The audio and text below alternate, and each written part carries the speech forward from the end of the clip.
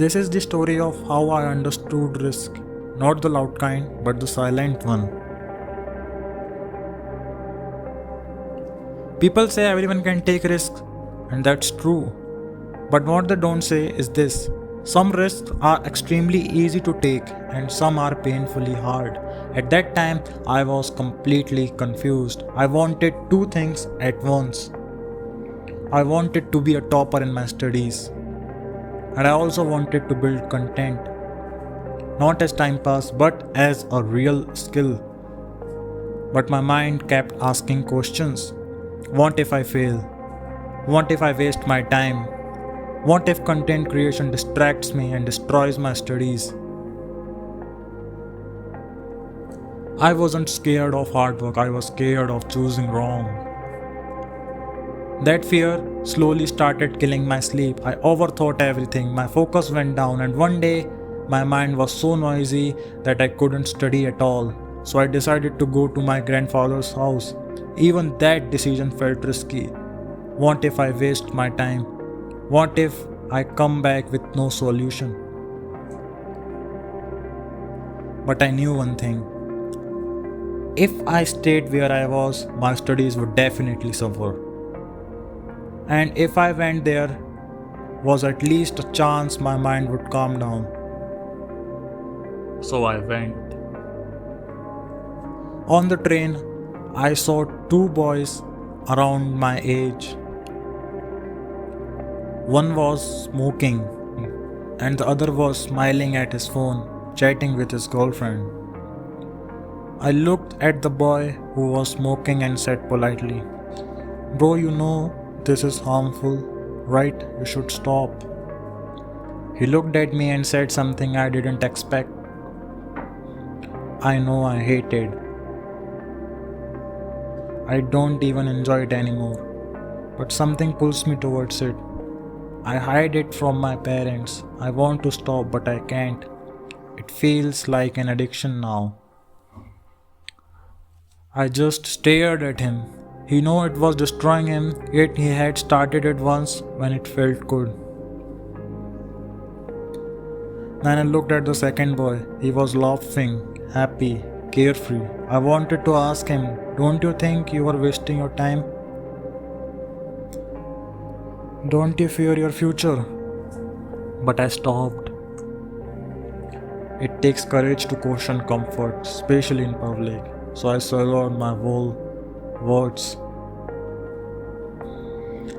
When I reached my grandfather's house, my mind was still looping. Studies or content, growth or fear, and again those two boys came into my mind. So I went and sat near a lake in silence, and something strange happened. The more silent I became, the clearer my thoughts got. I started connecting dots. Why did the smoking boy start? Not because he wanted to destroy himself, but because it once gave him instant relief. Why did the second boy look so happy? Because comfort always looks harmless in the beginning. And then it hit me. How easy it is for people to choose something that slowly destroys their future, and how hard it is for me to choose something that builds it. I went back and told my grandfather everything. He listened quietly and then asked me one question.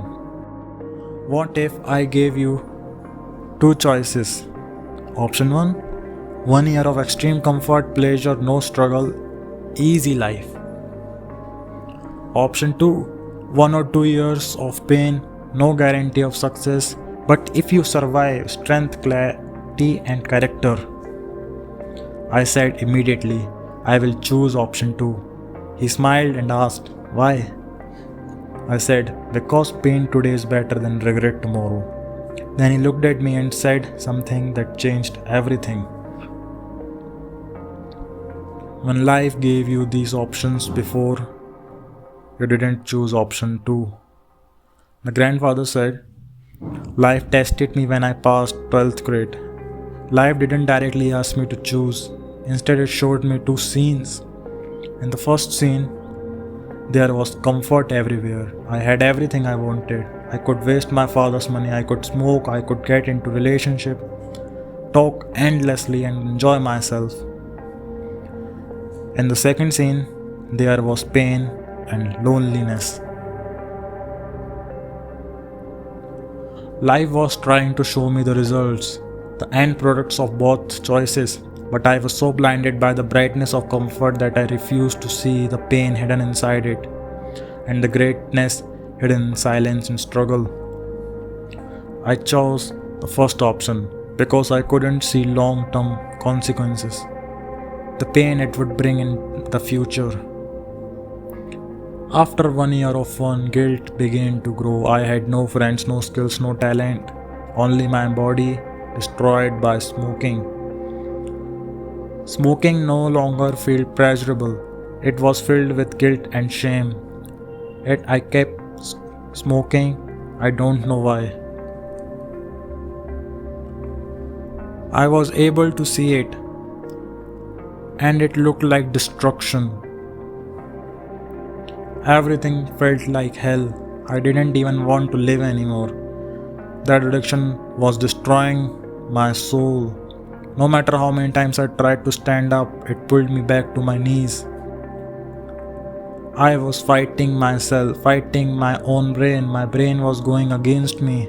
After 3 years of struggle, I finally conquered my addiction. Then I started my business. I failed